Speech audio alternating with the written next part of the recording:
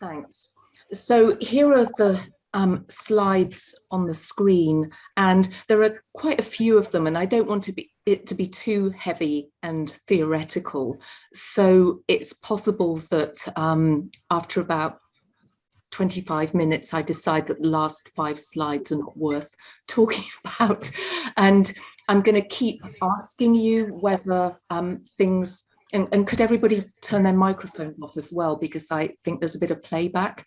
And I'm going to keep asking you whether you're following what I'm saying, because it's quite difficult stuff. So I'm going to try to go very slowly and try to give a clear sense of some of the thoughts and issues that I've been grappling with over the last 3 or 4 years, and that I hope one day to turn into a monograph. I published a few papers on some of this material, but I really want to try to bring it together in a coherent way, because I think it's so interesting, but it's also, as I've said, very, very difficult. So, second slide. Approaches to the question of life's meaning in philosophy, and I'm thinking in particular about analytic philosophy, tend to polarize debate between theists and atheists, and they reinforce the traditional boundary between theology and philosophy. I want to try to challenge this kind of framework and offer an alternative way of thinking about the meaning of life, a way in which the concept of desire plays a fundamental role. So the concept of desire is my guiding concept in terms of which to tackle the question of life's meaning. And in a nutshell, I'm going to be saying that a meaningful life is a desire-involving life. But that tells us very little, because the really important question is how we to think about desire in this context, and how we to think about meaning. Now, I just want to quickly say that one of the advantages of tackling the issue, this particular issue, and further theistic issues from the vantage point or from the starting point of the concept of desire, is that it somehow allows us to engage in fruitful dialogue between theists and atheists. And what I really want to avoid is the kind of approach where you've got theists on one side, atheists on the other, and they're arguing or disagreeing about the existence of God. I think that's pretty futile. And one of the really interesting things about taking desire as a starting point is that everybody accepts that desire, in some sense, is fundamental to what it means to be human. And then, of course, there are going to be questions and disagreements concerning the limits of desire. Does it involve God? If it doesn't involve God, what's the alternative? And how are we to think about the different kinds of desire? So what I've just said there is that I think that there's a lot of philosophical and theological mileage from tackling the question of life's meaning and some further general issues using the concept of desire as a starting point. Why? Because whether you're a theist or an atheist, you're going to accept that desire is pretty important to what it means to be human. And the kind of desire or spiritual desire that is so important to me is the kind of longing that keeps one awake at night, etc. And I'm going to be saying a bit more about that as we proceed. And Fiona, as you switch slides, if there's a setting on your machine that can go to a full PowerPoint, the full slide on the screen. It is, but I like to see how far I've gone. Yeah, I quite like to see how I'm progressing. So unless this is too small for people to see, is it? We've had 1 or 2 requests on the chat to see if it can be made larger. Okay, so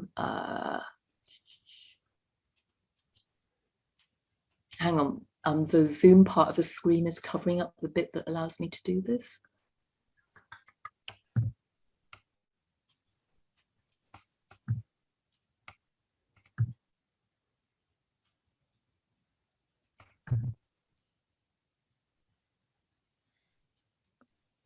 Yeah, the problem is that I can't get to the bit that I need because of the Zoom part on the screen. Right. In which case, why don't we continue, and hopefully most people can read just about everything. Yeah, and it's really what, I mean, hopefully what I'm saying will make a bit of sense. Okay.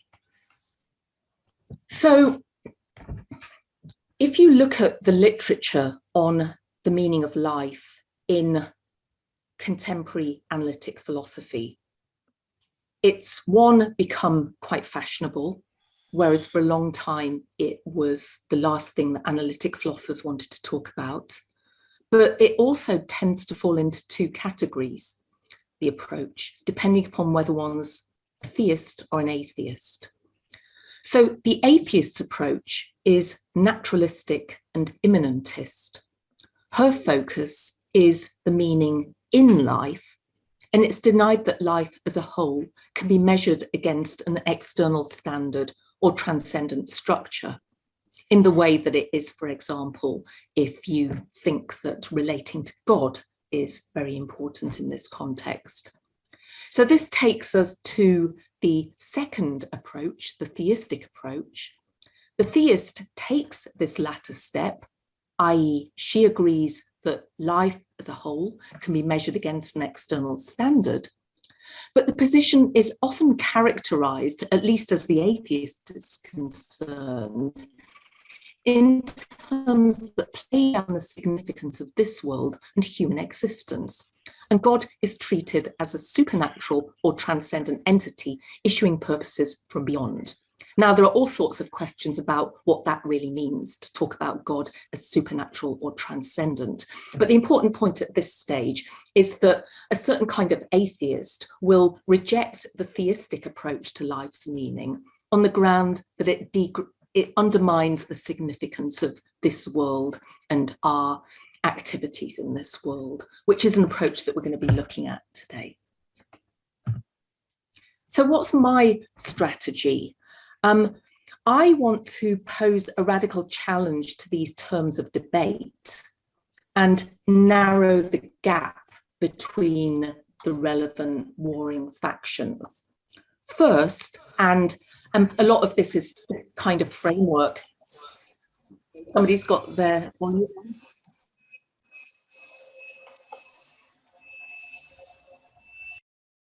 Thanks.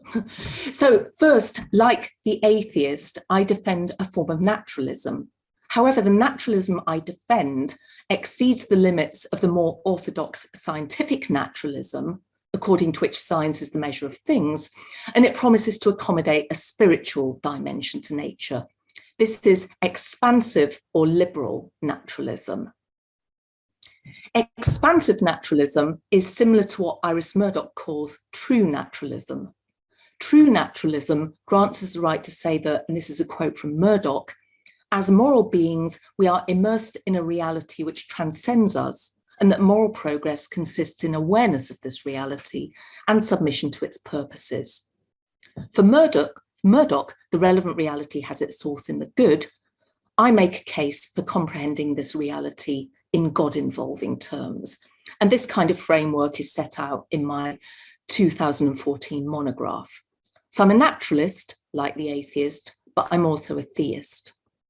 My focus will be on the here and now, like the atheist, but I lend emphasis to the theistic significance of the here and now. Now, I just want to stop share for a moment to check that people haven't gone to sleep or I haven't lost everybody.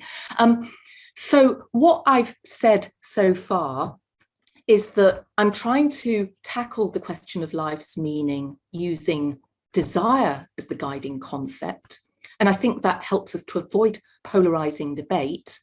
And my starting point is to espouse naturalism, and I'm with the typical atheist philosopher in that respect.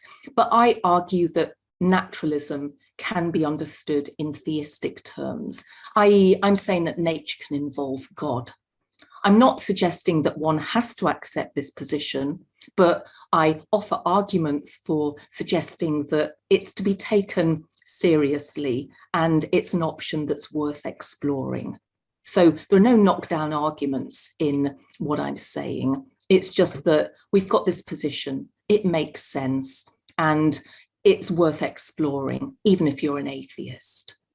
So can I just ask whether there are any questions or problems so far? I can see that there are things in the chat, but I'm not sure that I want to look at them at this stage. Otherwise, won't be able to look at my PowerPoints and think about the presentation at the same time. But if anybody wants to say anything at this stage or ask me to clarify something that isn't very clear, then please go ahead and do that.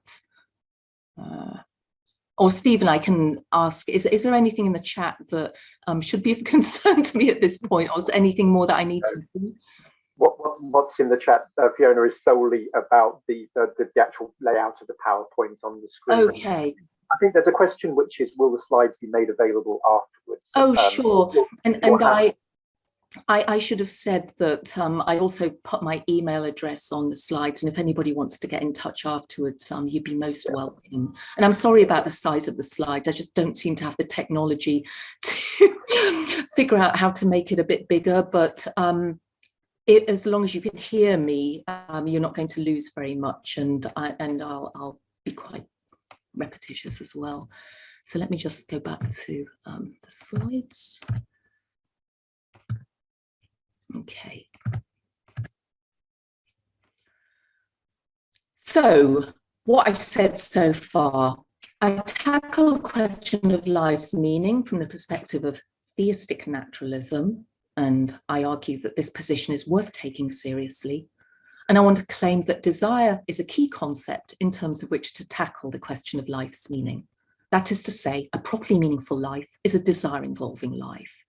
And the important point here is going to be the atheist is going to accept an awful lot about what I'm saying here, but there's going to be a crucial disagreement over the question of how we're to think about desire and how we're to think about the limits of desire.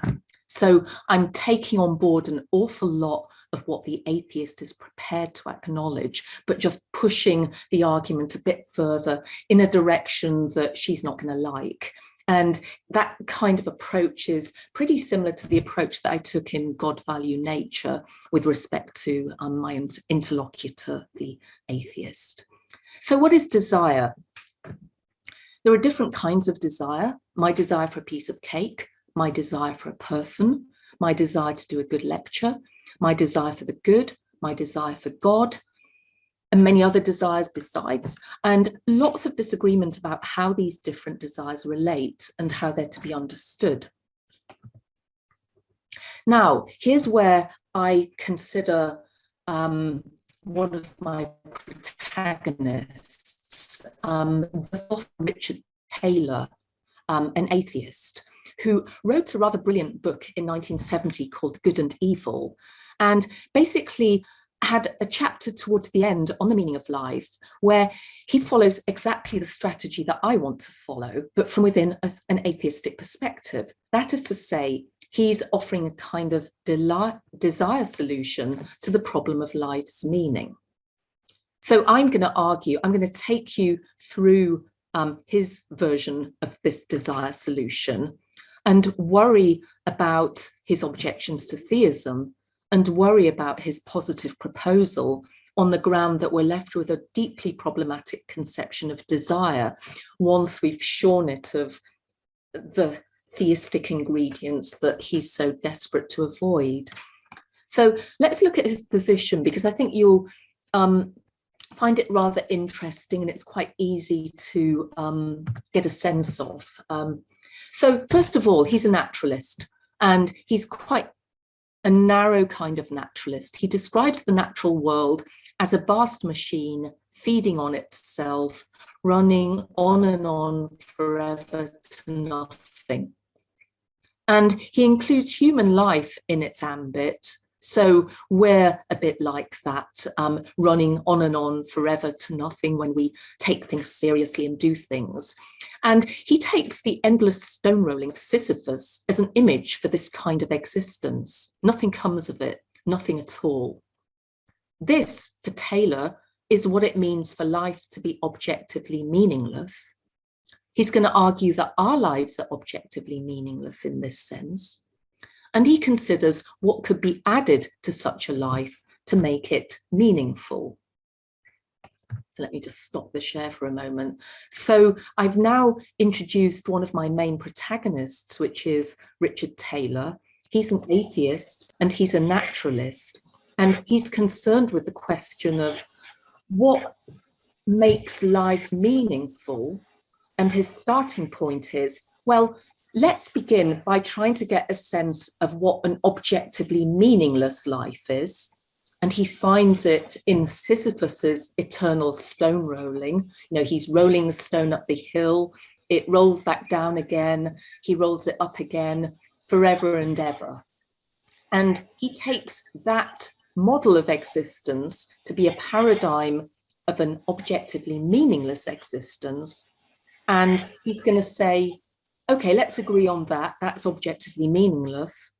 What has to be added to it to make that existence meaningful? And I really like that way of doing it. He talks really and writes really clearly. He gives us a clear sense of the options. And for that reason, I spend quite a lot of time engaging with him, although, as I've said already, I want to disagree with some central assumptions and where he takes us. Let me just pause for a moment. Does anybody have a question so far, or any things that need clarifying at this stage?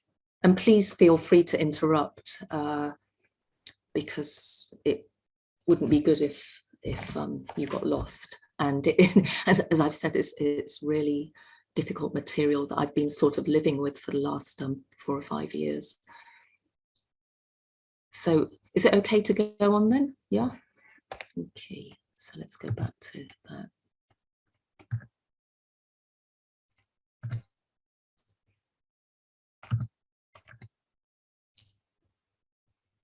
So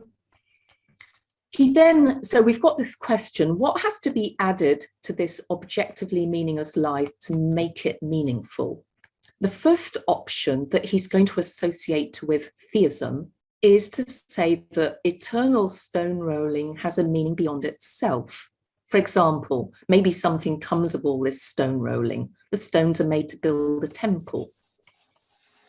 This would give the activity of stone rolling a kind of purpose, and Taylor contends that it's easy and consoling to suppose that our own lives have a kind of purpose, and that the world which lies before us is the work of a benevolent creator. But he's not going to take this picture seriously, but he can understand why somebody would take this seriously. It's a comforting alternative. So he's an atheist and finds it unsurprising that we invent ways of denying the sober truth. Hence, our religions proclaim a heaven that does not crumble, their hymnals and prayer books declaring a significance to life of which our eyes provide no hint whatsoever, and our philosophies portray some permanent and lasting good at which all may aim. Such frameworks are said to go hand in hand with the idea of final state, one akin to what Sisyphus would have when the last obstacle is removed and the last stone pushed to the hilltop. Taylor says no one really believes that any such state will be final, or even wants it to be the case, or even wants it to be, in case it means that human existence would then cease to be a struggle. Now, Taylor's all for lending emphasis to our eternal struggle and unquenchable spirit.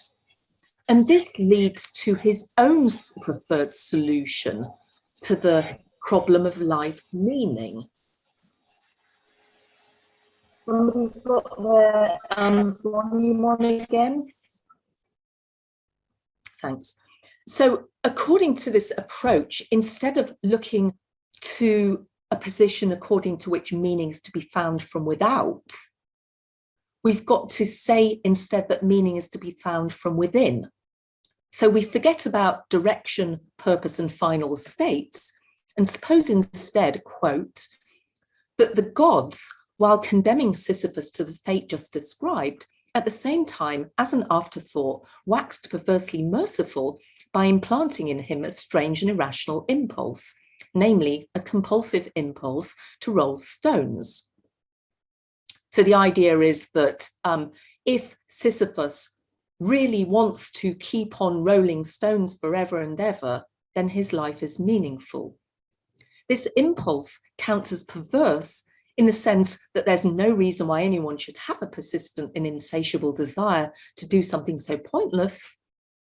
Yet it's also merciful, given that Sisyphus has been given his heart's desire. All he wants to do is go on rolling stones forever. So what goes for Sisyphus goes for us too. For what makes the crucial difference is, quote, our own wills, our deep interest in what we find ourselves doing. Taylor concludes that the meaning of life is to be found from within us. It's not bestowed from without, and it far exceeds in both its beauty and permanence any heaven of which men have ever dreamed or yearned for. He adds that we also get to avoid a genuine hell. This is the infinite boredom to which we would be subject if our struggles came to an end, our desires were satisfied, and we attained the aforementioned final state. So that's Taylor's position. Meaning is to be found from within rather than without, and it's to be found at the level of desire. So I just want to say a few things about Taylor's position and begin. Well, first of all, we've got his idea that the world is a vast machine. That can be interpreted in various ways, but it goes hand in hand with the scientific naturalist position. And that kind of position, according to which science is the measure of reality, is open to question. Taylor also says that our eyes provide no hint that reality has any religious significance. And that's very important to him, given that he's wanting to defend an atheistic position. And I think we just need to be clear about what such evidence could amount to. And, I think what I'm saying here is going to be perfectly obvious to most of the people in this room, but it's not going to be obvious to a lot of atheists, I think. But, so what kind of evidence do we have in mind here? Assuming that it's not a matter of seeing a bearded man in the sky performing magical tricks, and that love and goodness are key in this context, we could say that the evidence is all around us. So there is a important question here about what it means to describe reality in theistic terms and what you're adding to it to legitimate that position, that way of thinking. He's also got this idea that religion's heaven is just a form of hell. It counts as such in the sense that it involves being in a state in which desires are extinguished and activity terminated. This objection presupposes that we have a clear sense of the nature and limits of heavenly existence, and that it involves the death of the unquenchable spirit, which for Taylor makes life worth living in the first place. This kind of complaint is familiar from Nietzsche and secular existentialists and atheists more generally, and it goes hand in hand with the idea that religion is anti-life and nihilistic. God as the declared aversion to life, the canonization of the will to nothingness, as Nietzsche puts it. Now, these Nietzschean complaints have a point if the religious is to be set apart from the spiritual, the natural, and the human. But this framework can be contested. That is to say, the theist will say that we're receptive to the spiritual at the level of our natural human being, and that the unquenchable spirit at issue here has a deep religious significance.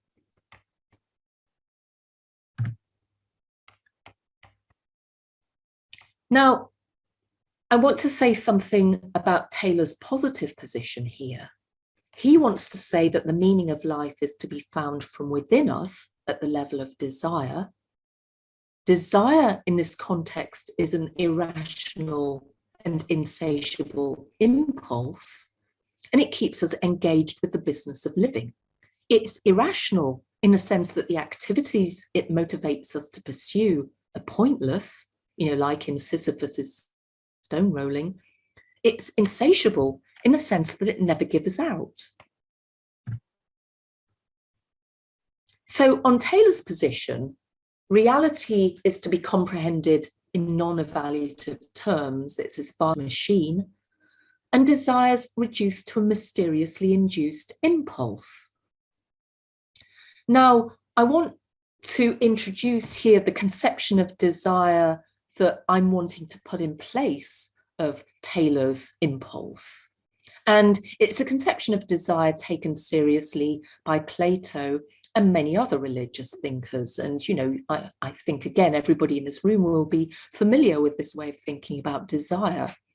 Desire in this latter sense involves being attracted to an independent source of value. And although it's no part of such a picture that we're invariably moved in this direction, it's allowed that some of the conflicts within our desires are capable of resolution, and that they can be redirected and transformed. It's the kind of picture that you get in Plato's Symposium, for example, when he's talking about eros as a kind of propulsion towards the good. Goodness in this context is as complex and multifaceted as it needs to be, and it's central to the question of life's meaning, assuming that such a life involves being concerned with worthwhile projects and pursuits. Now, Taylor agrees that a meaningful life involves being engaged with one's projects and pursuits, hence Sisyphus. And he takes the crucial ingredient to be found at the level of our own wills, our deep interest in what we find ourselves doing. Yet his identification of such interest with an irrational impulse leaves no room for the idea that its pursuit could be more or less worthwhile. To return to Sisyphus, there's no answer to the question of why he should want to engage in stone rolling forever. And to return to human life more generally, our supposedly deep interest in what we find ourselves doing becomes equally mysterious. Now, according to the alternative position I've been developing, and again, this will be familiar to the typical theist, there's a kind of spiritual desire which orients us towards God, and the pursuit of which is central to a properly meaningful life. Taylor cannot make sense of there being desire in this sense. He sees it as pointing in the direction of an otherworldly and non-existent realm, and he takes such a framework to spell the death of desire, not simply because we're no longer around to enjoy the relevant state, we're dead, but because even if we were around, desire would have been extinguished. So, understood in the light of all of that, his aim is to defend the endless recurrence of the irrational impulse he puts in place of spiritual desire. So he's assuming here that spiritual or religious desire is aimed ultimately at its own extinction, a kind of lack to be filled. However, this is not the only way of comprehending such desire. And as you'll know, there is a very different tradition of thinking in Platonist and theistic discussions, which is highly significant for our purposes and implicit in some of what I've already said. According to this approach, and this is the kind of desire that I'm wanting to put in place of Taylor's irrational impulse, whilst agreeing with him that desire is the crucial missing ingredient. According to this approach, desire for the good or for God has nothing to do with wanting to fill oneself up, as if desire is something to be eradicated, and everything to do with being attracted away from the self towards a reality of supreme value and inexhaustible depth. So you can see that on this approach, we're somehow rejecting Taylor's assumption that the two approaches that he set out to begin with, either you say that meaning comes from within or you say that it comes from without. On the approach that I'm outlining now, it's not that you've got two mutually exclusive alternatives, but that you've got both of them somehow intertwined. Why? Because this desire, which is within the subject, is pointing beyond the subject to something outside and giving us the kind of theistic framework that, from Taylor's point of view, leads us away from the self and away from the desiring self. I want to say that on a proper understanding of desire, then Taylor's wrong to say that it's something that points towards its own extinction. So this is everything to do with being attracted away from the self towards a reality of supreme value and inexhaustible depth. This movement has the effect of expanding desire rather than contracting it, as the subject becomes filled with love for something whose goodness has no bounds. Emmanuel Levinas says of such desire that it's not an appeal for food, that it desires beyond anything that can simply complete it, and that its object serves to hollow out the desire rather than to fill it. Quote, "The true desire is that which the desired does not satisfy but hollows out." And those claims are hugely difficult to understand, but also really, really interesting, I think. I'm going to finish in a moment, but I just want to take you to the end of this bit about desire. So desire in this sense has an unquenchable life, and its life is drawn from the inexhaustible source to which the subject is oriented by virtue of desiring in this way. Aquinas expresses the point by saying that, quote, "The more perfectly the sovereign good is possessed, the more it's loved and other things despised. Hence it is written, they that eat me shall yet hunger." Levinas claims in similar vein that such desire nourishes itself with its hunger. So we've got a challenge here to the idea that religious desire is aimed at its own extinction, and a paradigm of what it could mean for there to be endless desire. At one level, then, this picture suits Taylor's purposes perfectly. In another sense, of course, it does no such thing, for it involves a commitment to the very things he's determined to avoid and to replace. Now, I think that this is kind of exhausting stuff, and there are 3 or 4 more slides, but they're exhausting. And we can talk a bit about where I'm going to go if we want to. But I think in a way, it would be a good idea to stop here. And I hope that I've given you an overall sense of where I'm going and how my position is to be distinguished from Taylor's. So you've got this idea that there's a desire solution to the question of life's meaning. In Taylor's hands, that becomes a subjectivist approach, which leads us away from theism, is compatible with atheism, and grants us the right to say that our lives are meaningful if we have a desire to be doing whatever we find ourselves doing. And I want to say that there's something quite problematic about that, even if you're not prepared to defend a theistic framework.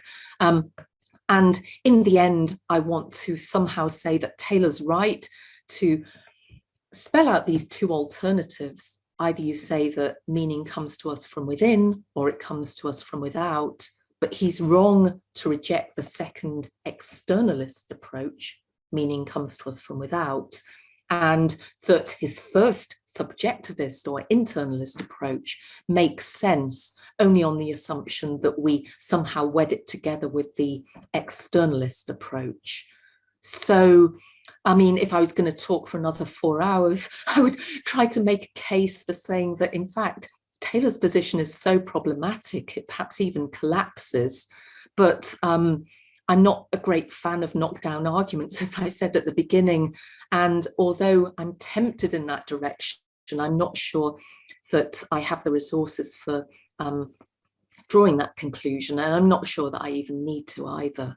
So that's where where I'm at now, and as far as the book as a whole is concerned, I want to bring lots of other protagonists into the picture, and in particular people like Schopenhauer and Nietzsche, and some contemporary Nietzschean scholars who've thought about the problem of life's meaning in the context of thinking about nihilism, and have brought desire into the picture too.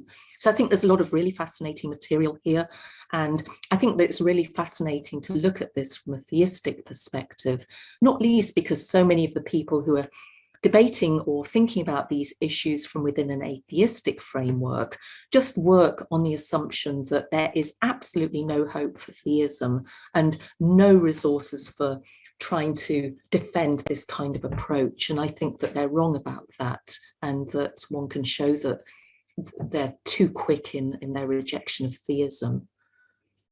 Thank you for your patience.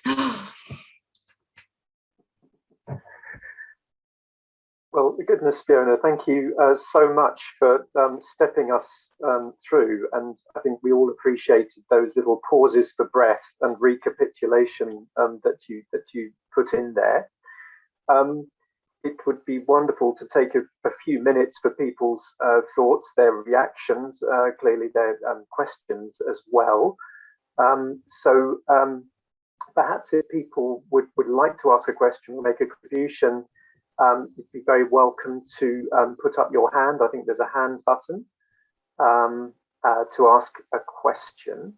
I have sort of one or two of my own that I could throw in.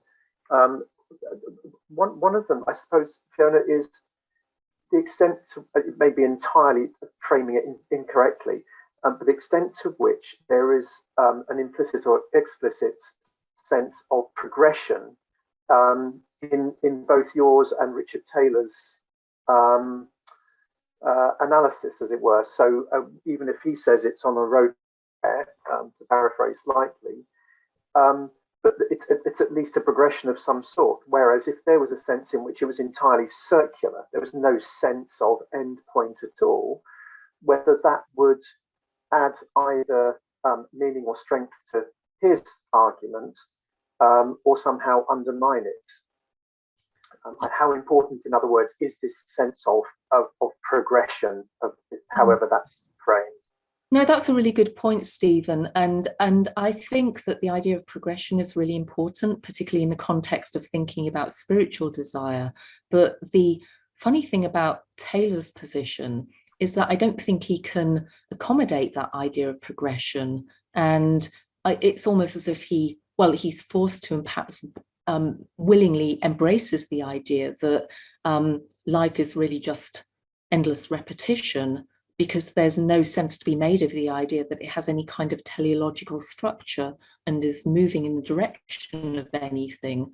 So that, you know, all that we've got as far as desire is concerned is this meaningless impulse at the level of the subject. Whereas when you think about desire in more theistic terms, you've got this idea of a desire gradually developing and growing over time as you move and learn more about the object that you're growing into, if you want to put it in those more theistic terms. So I think that that's quite an important difference.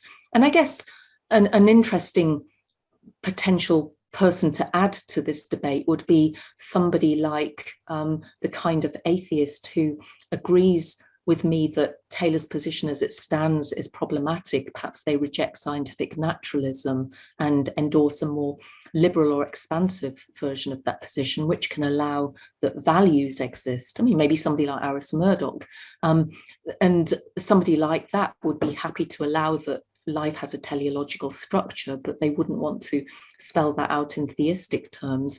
And I think, well, for me, that's really interesting. And I'm really interested in exploring that kind of knife edge between those two positions.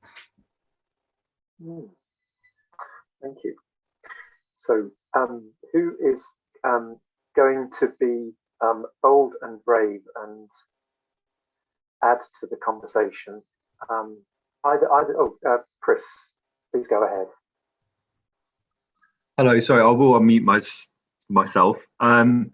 So thank you. Unfortunately, I missed some of it, but my question is this: which is, what do you think about the position of St. Augustine and Girard, that there's basically something fundamentally wrong with our desire? Because what I got from you is that you're saying that the fact that we desire, and our desire leads to meaning, leads us to God. Where would you stand just on those two people, really? No, I think that they're both expressing important insights. And although what I've said is quite positive as far as desire is concerned, I've missed out a lot of the negative stuff and hinted at it a bit when I was talking about Iris Murdoch and Plato, and the idea that our desires can can be misdirected and required to be purified or educated, or however you put it. So I think that that's a really important insight, which, if you want to spell it out in secular terms, is just the existence of moral failure. And I think anybody has to acknowledge that, whether they're an atheist or theist. And I think one of the advantages of Augustine's way of thinking about desire is that in his framework, you've got this single longing that underpins a human life. And you can see how it's what he's gradually getting a clearer sense of its object as he, goes beyond conceptions of that desire that he might have had when he was younger and fixated upon sex and things like that, and comes to see that some of his earlier understandings of that desire to be modified in the light of what he comes to know about God. And I think that that's really important and instructive. But I also think that you can spell all of that out in atheistic terms as well. And Gregory of Nyssa, and yes, sorry, I'm just looking at the chat that's coming up. So absolutely, Chris, I think that that's really important, and I wouldn't want to neglect that side. Thank you. Okay, now where I'd sort of, my next question would be, well, for Augustine, it's impossible for us to be good without God. And when I think of Girard, there's a book called Violence Unveiled, which I read whilst a Heathrop student. And at the end of the book, it's not Girard, it's Gil Bailey. He says, I started this book just sort of from a philosophical perspective, and I've ended up being an apologist, because I think there's a lie that you can love your neighbour without loving God. That's what he says. And his sort of reading of Girard is that we can't actually love our neighbour without first desiring God, which I think comes from Augustine. And Augustine's next thing would be that we need grace. Okay. And we need grace to sort of to intervene in our lives, to change our desires. How does that, so to me, that would sort of conflict with your naturalism? I'm not sure if I understand it. Okay. So there's a really important question of how we're to understand the concept of grace in this context, but I guess I would see it at maybe a quite simplistic level as a placeholder for the idea that something comes to us from without in all of this. And that's the kind of approach that Taylor is so desperate to avoid. And it's something that I think that one has to have in there at the outset if the position is to make any kind of sense at all. But again, that idea that something comes to us from without or something happens to us can be spelled out in so many different ways. But I think it's a crucial ingredient, I would want to say. But you're right to bring the concept of grace into this. And I would want to spend quite a lot of time thinking about what that concept really amounts to, given the variety of protagonists that I've got here. But that's a really good question and point. Thank you. Thank you. Chris, thank you very much. Who else among us has Patricia, I think, Patricia. Do go ahead. Was it Patricia? Yes, please do. You'll have to come off mute.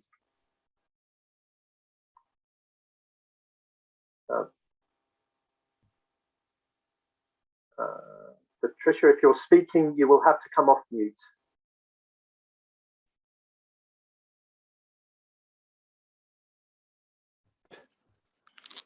Okay now? Yes. Okay now.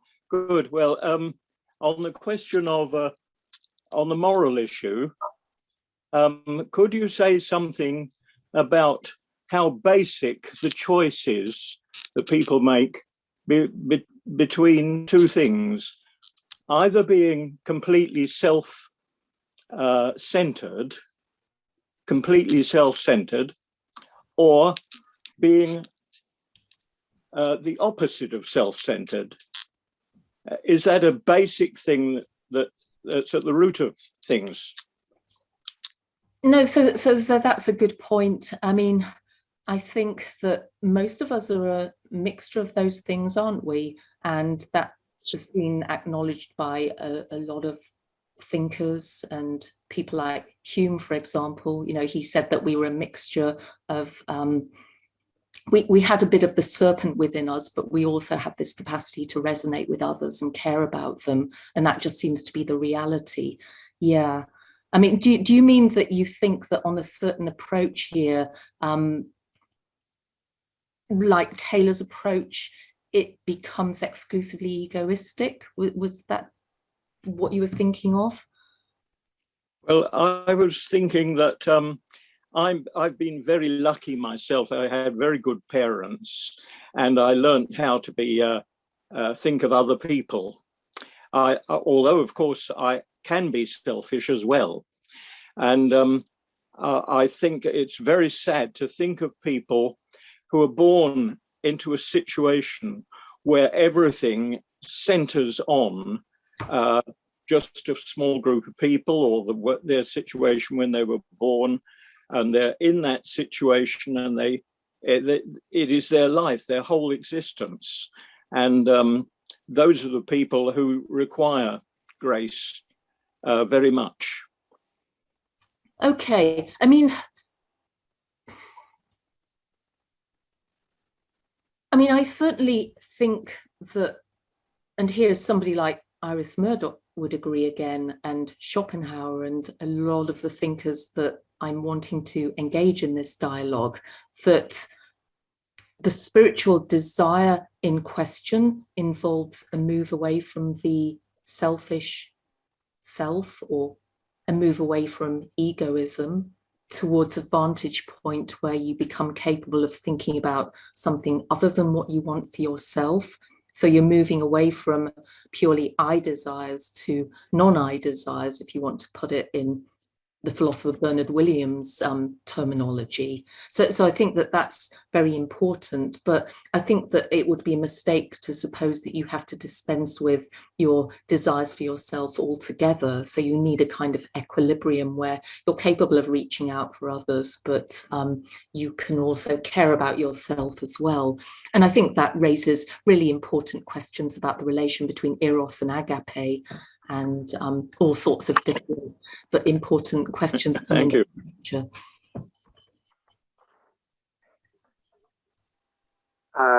Good. Who else do we have who'd like to add extra themes into the discussion?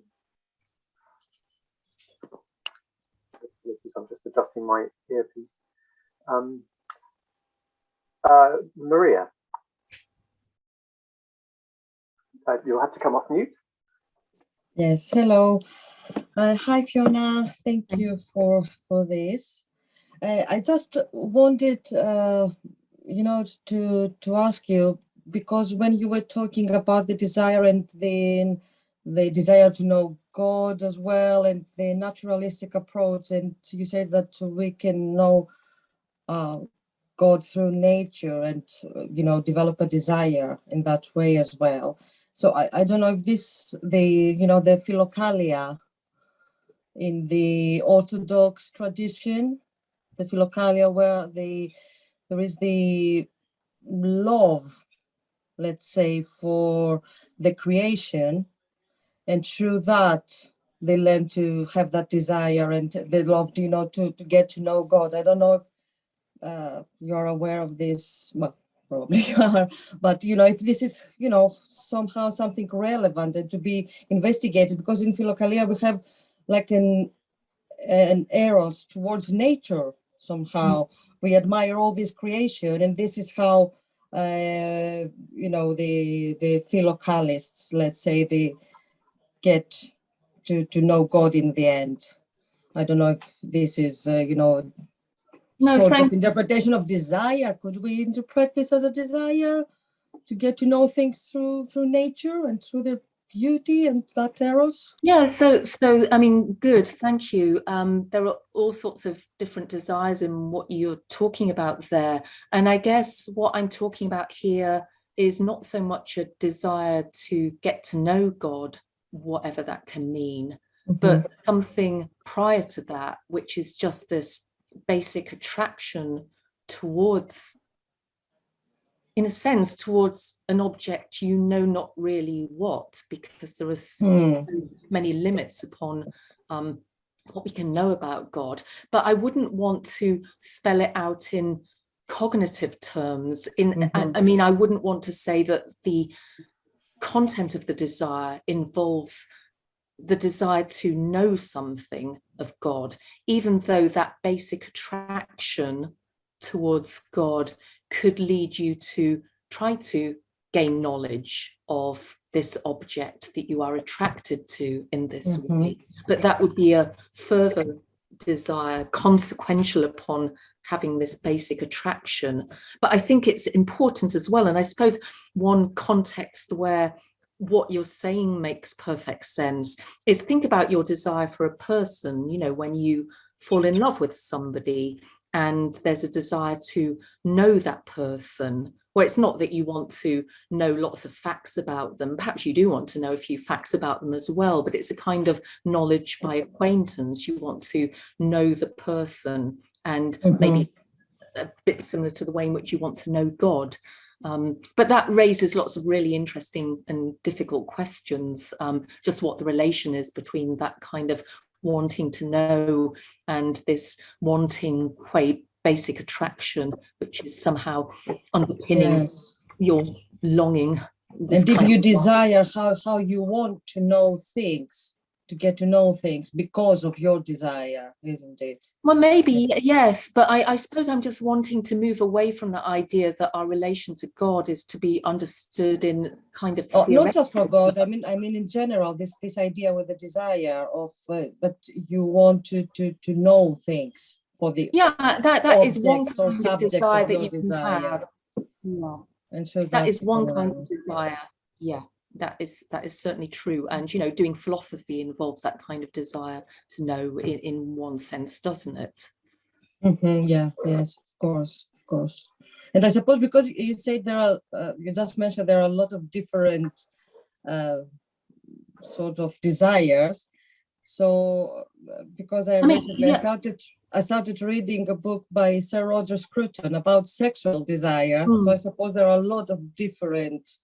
Yes, and he makes the important point there that that kind of basic desire for a person cannot be understood in propositional terms, like I want that I sleep with this person or that I spend my life with them forever. You know, you may have those further desires, but they're a consequence of that basic attraction and cannot be used as a way of analysing what that basic desire is.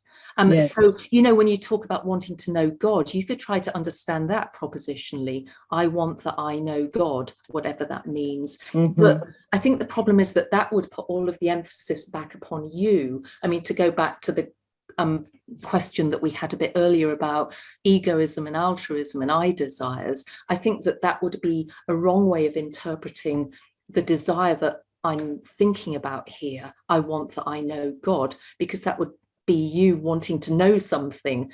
And again, the focus would be on you as opposed to upon this object. But I'm not denying that you may well form that desire to know, but the attention would be more upon you rather than upon the object that you're trying to, that you're so deeply attracted to and trying to understand in some way. Yes, I agree. Thank you very much. Thanks for that. Maria, thank you very much for your question. I think we've got time for just one or two more. Chris. Thank you so much, Fiona. I'm sitting here in the United States, southwest corner There's a different, so I have perhaps a different perspective to some of you, particularly that from a group called the Institute on Religion in an Age of Science. I don't know whether you've heard of that, but it was founded in the early 50s as a group of religionists and scientists who wanted to ground values in science. It was a reaction to the second of all world wars and trying to move away from that conflict. We've not been terribly successful, I think. But so it's that, and among them were both in the religionists were both theists and Unitarians, and one's never quite sure what they believe, except there's only one God, and a curious blend of people. I'm thinking of them because today is Saint Campion, Feast of Campion, Robert Southall, and the Institute on Religion some years ago produced a statement they called the Campion Statement, because it came out from a Jesuit Campion college that they were staying at the time. And it was a kind of blend between religious and atheistic naturalism, and based on the common seeking of values. So I think that's and certainly that's something with Taylor, Richard Taylor, you pointed us to. Good and evil, that seems to be fundamental as just a human desire to ground values somehow, and certainly beyond oneself. So the Institute was trying to ground it in science as well as religion.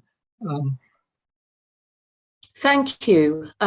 Yes, and again, it's this idea that science is the measure of everything, which is an assumption that I would want to question. And in a way, that assumption that science is the measure of everything is somehow bringing it back to the human being again, in one important sense, isn't it?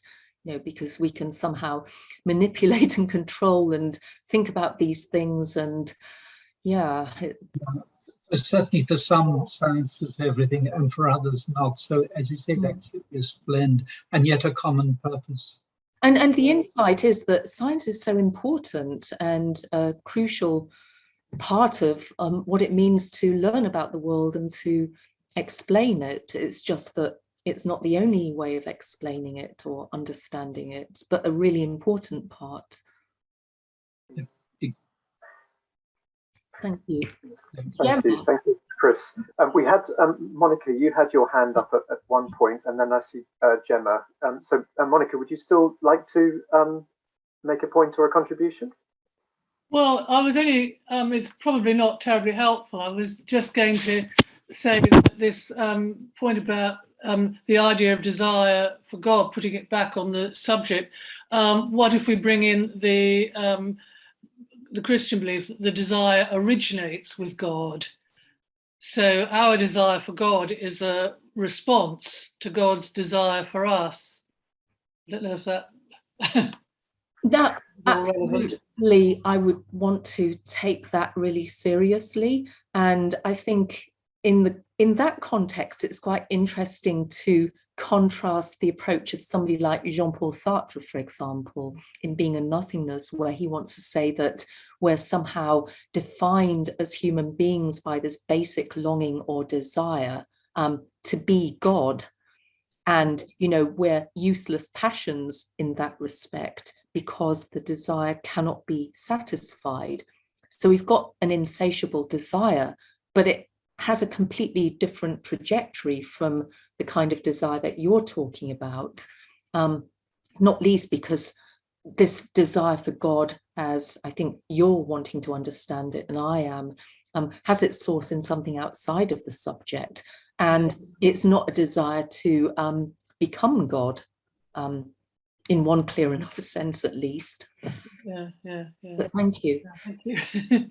Thank you. Okay, we'll go to Gemma, and I've been prompted, not having noticed, Jonathan, you've had your hand up as well, and apologies, I didn't know, I thought that was part of the picture behind you, I have to admit, in your background. So let's have Gemma and then Jonathan, and then we'll draw things to a close. Even if I may prompt you that Peter has also had his hand up for some time.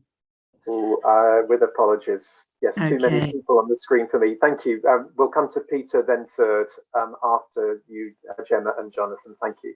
Fiona, how lovely it's been to both see and hear you again. I have a seasonal question, I suppose. I have a big bugbear about the current trend to turn Advent calendars from things that are invented to increase desire to things that are invented to satiate desire and elongate the fulfillment of desire for 24 days before we even get to Christmas, so that you're now getting Advent calendars full of cheese or full of chocolate or full of gin or whatever it may be. And I'm reminded that in one of his homilies on the first letter of John, Augustine says the whole life of a good Christian is holy desire. What you desire you cannot see yet, but the desire gives you the capacity so that when it does happen that you see, you may be fulfilled. This is our life, to be exercised by desire. So if the desire gives us the capacity, what are we to do? How are we to help people in this age where having unmet desires is seen as wholly negative? How are we to help them to see and understand that desire gives capacity? Thank you, Gemma. Brilliant question. And I have to point out here that it's because of Gemma that I got into all of this stuff in the first place, because I found something that he'd written on desire, where there was that quote from Augustine. And I thought, this is just the most important and interesting and brilliant stuff. And I have to spend the rest of my life thinking about it. And that was quite a few years ago now. But that paper that you wrote and the sorts of things that you're saying now have just been forever in my mind. And I think this thing about expanding desire, quite what it means when you contrast it with the kind of expanding or expansive desire that you get in the case of addiction, for example, or somebody who's going through their chocolate advent calendar and opening up all of the bits because they want to eat all of the chocolate. It's just a really, really interesting and difficult question, how you're to contrast those two trajectories. And I think, you know, and I will ask you what you think as well about this, because going back to that question about selfishness and egoism and altruism again, I've always felt that one of the differences is that in the case of the kind of expansive spiritual desire that we're talking about, there's something more than the self issue, and it's about the self reaching out towards something other. You know, whether that's God or another person or whatever. And in the case of the addict's expansive desire, there's nothing other than just that impulse, to go back to Taylor's terminology, to just fill yourself up. Do you, I mean, I think that maybe you would agree with that, but I would absolutely agree with that. And I think actually that there are so many elements in current culture, certainly in the so-called developed world, which are profoundly addictive. And there's so much that's built into the commercial world that is deliberately, and the advertising world that is deliberately addiction inducing, because of course that gets people to buy more and more of the product. And and the really interesting thing about tackling this question from within an Augustinian framework is that you end up having to say that those addictive desires are somehow distortions of this basic longing or desire, which somehow you've got out of focus or is out of focus for whatever reason. I mean, that's a really interesting thing about this kind of framework, isn't it? When you've got a single longing that is being progressively distorted or not, as opposed to, you know, a kind of approach where you just say, and this is characteristic of a lot of analytic philosophy of desire, you've just got different desires, but there's no relation between them, and no sense to be made of the idea that they all stem from a single desire. I mean, there are versions of that idea set out from within an atheistic framework, you know, Freud or whoever. But yeah, that's very, very interesting, I think. And just, yeah, thank you. Well, I think for our purposes also, if I can just add finally that, of course, St. Ignatius of Loyola was profoundly Augustinian in his theology, and the fact that he set up spiritual exercises to help people to overcome disordered desires or, you know, unbalanced desires. And the whole purpose of the exercises was the rebalancing of desire. I think is very telling. And, you know, how sad that Heathrop is no longer alive to help us to do that. But the fact that you're still speaking philosophically out there is a very good sign of the continuing life of Heathrop in another form. And ditto you. We should have done this as a joint paper, Gemma. Listen, what a gig that would have been. What a gig, you know. Thank you. Thank you so much, Gemma. And finally, in thanking Jonathan for his patience, you can come off mute and finally let go of your patience. I'm sure that isn't the problem. Many thanks indeed, Fiona. I think that was very interesting. Development of your studies. I mean, I was very impressed with your first book, which achieved, made the case, shall we say, for the reality of values, the objective reality of values, and then associated them with God. Now, I'm not quite sure how much further you've got with this argument by focusing on desire, in that, again, you're saying desire is, in your words and Plato's words, attracted to an independent source of value, and then that value is associated with God. But I'm not quite sure whether this is a very different argument, and I'm not quite sure how you overcome the problem that Taylor could say, well, that sort of desire for this God or for an independent source of value is itself an irrational and insatiable impulse that's been planted into you, and it's just an alternative to struggle as an objective. Is it still an irrational and insatiable impulse? Well, that's a great question, Jonathan. Thank you. I mean, at a certain level, we can just beg questions on both sides, and I can say, look, this is how to think about this fundamental desire that is basic to human existence, and he can deny that my approach is worth exploring. I guess at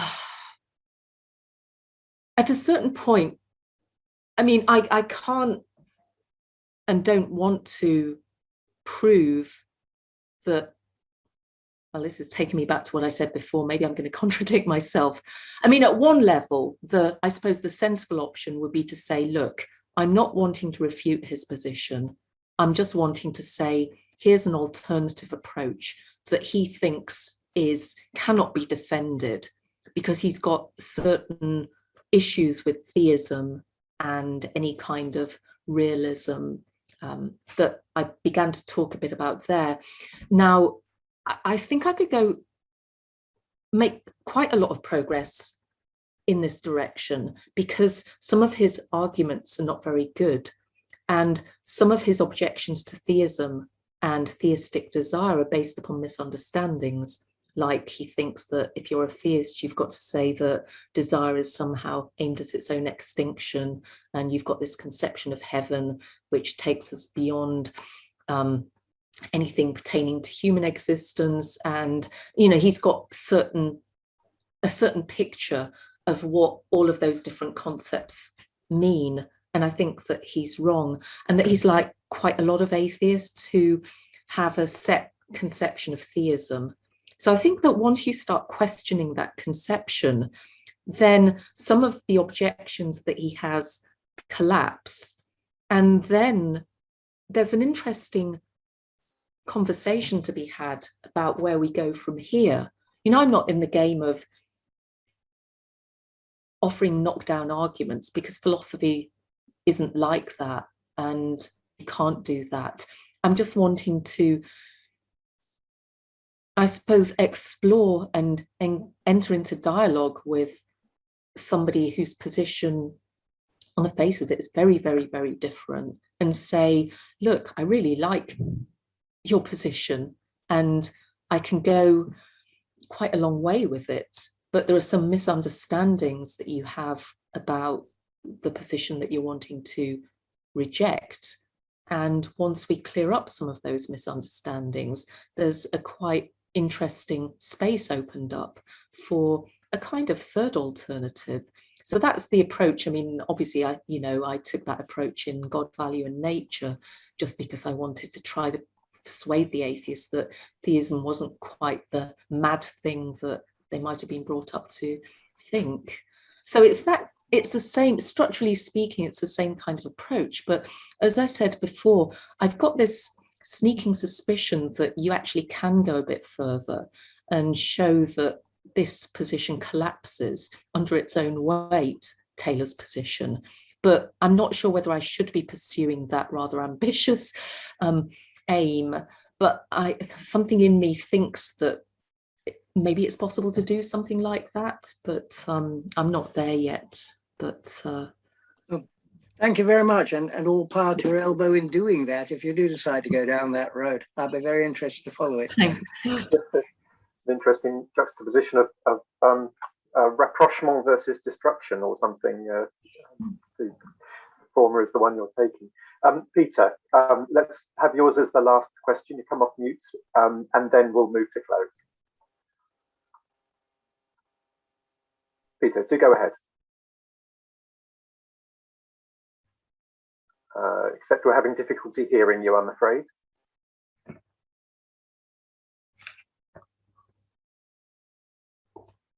Peter, do you want to give it another go?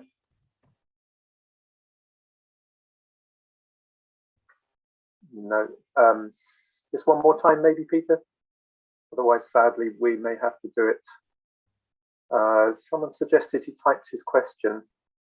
So if we're not hearing you, Peter, and if it's a short question, why don't you just type it and we'll give it a go. Type your question. I think I can hear typing. Let's see.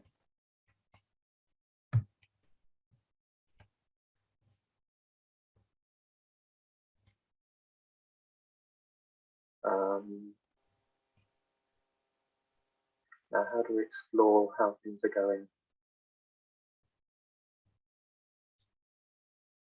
Okay. I'm wondering, maybe if Peter, you can hear me, what we can do is, we're not hearing you, so why don't we offline, maybe with Fiona, we can engage directly after this event, because I'm looking at the time now, and we've reached an hour and 20 minutes of a hugely stimulating discussion. I have to say, Fiona, when you stopped and said, well, let's go to questions, and there was a moment of silence and reflection, I didn't know whether quite it was a stunned silence or a reflective silence, but it's clearly turned out to be the latter, given the really interesting conversation that we've enjoyed since. Can you hear me now? Oh, I can actually. Okay, why don't you just? I was going to pull my wine out. I value this for the moment. I heard you use the word wed, talking about the location within or without of desire. I was a little confused by Taylor's position as an impulse, as a movement from self to other or beyond. there's emotion. I think necessarily it's got to have both, whether it's an appetitive motion of desiring and drawing in, or whether it's an outreach, like Plato's horse, the spirited horse, rather than the appetitive. Either of those motions got to have an inner or an outer. And you were suggesting that his inner was not wedded to the outer, somehow divorced. Did I misunderstand? No, that's right. And I just meant, I suppose, in a sense that it didn't have an object in the way that, for example, the desire for the good has an object.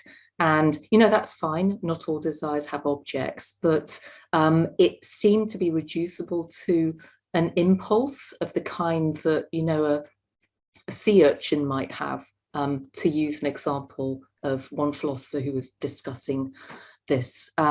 So I meant an impulse in that sense that could belong to something like a sea urchin. And although there's nothing wrong with impulses like that, it didn't seem to, I suppose, cover all of the things that we would feel need to be covered when we're talking about desire and the different kinds of desire that human beings can have. Thank you. Sense. Okay, good. Thank you so much, Fiona, for taking the time to construct this overview in about as popular terms as it's possible to put across. Thank you to you, and thank you to the whole audience for joining tonight, and actually for the huge level of engagement that there has been, and the interesting contributions and questions. It's quite clear we've only just scratched the surface on an immensely important area of attempted rapprochement, the same word as I used before, between aspects of theology and philosophy, a really important field of study. Once more plugging the events that we've already lined up for next year. They will be on the website in the next couple of days and in the newsletter. For those who celebrate and mark the season of Advent and subsequently Christmas, of course, whether it's the Western Christmas date or the Eastern Christmas date, we hope it's a very rich season for you, for everyone, a good close to the year, whether or not this Omicron encroachment is more serious than some imagine. The Heathrop Association, as actually in that little exchange between the two of you, Gemma and Fiona, we want the association to continue carrying the flame, to being a forum and a platform and an association and a community in which these ideas, using the unique Heathrop charism, can continue.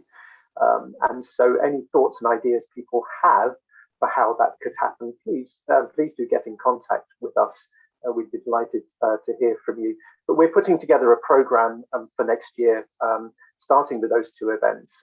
We are hoping for an in-person event or two or three towards during next year, whether it's a seminar or something more ambitious even than that. So we're working behind the scenes. We'll be improving the website as well, even further with additional information. And actually, speaking of the website, we have an active comments section where we're marking those who've known Jerry Hughes, who, of course, we all know died last month. Some people have put some lovely contributions of their reminiscences of Jerry Hughes into the comments section, and we'll keep them. We'll keep them in some form for others to see as time goes on.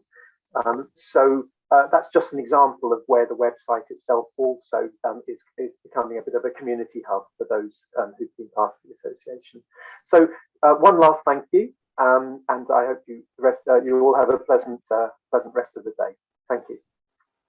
Thank you, Stephen. Thank you, everybody, for such brilliant questions and discussion. It was wonderful.